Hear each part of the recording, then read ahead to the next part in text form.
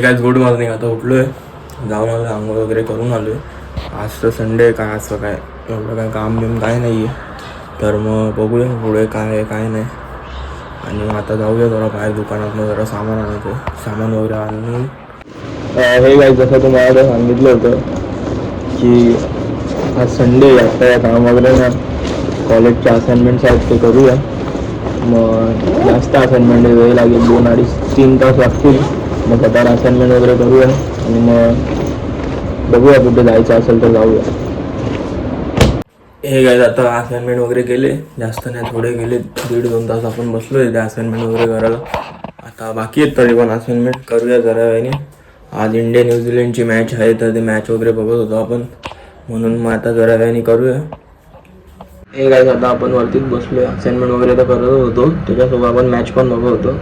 India न्यूझीलंडची match चालू आहे ती. आता काय ना सेकंड इनिंग चालू आहे. मग हे काय आता परत आता बसतो असाइनमेंट्स वगैरे करायला. मॅच वगैरे तर बघतच होतो, आता बसूया परत असाइनमेंट वगैरे करायला. कारण दुपारी आपण थोडेच असाइनमेंट केलेले, आता कंप्लीट करूया पूर्ण वर्क आणि मग हे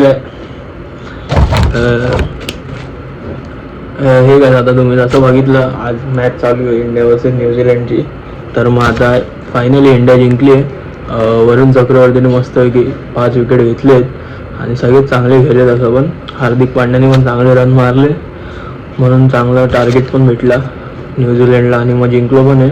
आता असाइनमेंट पण झाले, आपण मॅच पण बघितली. मॅच बघितली तर ना ऐकत होतो आपण. आणि आजचा ब्लॉग एंड करूया. आज पण जास्त काही शूट वगैरे केलं नाही, कुठे बाहेरचं गेलो नाही, आज संडे होता. तसं ब्लॉग एंड करूया. भेटूया तुम्हाला उद्याच्या ब्लॉगमध्ये. Thank you so much for watching. Bye.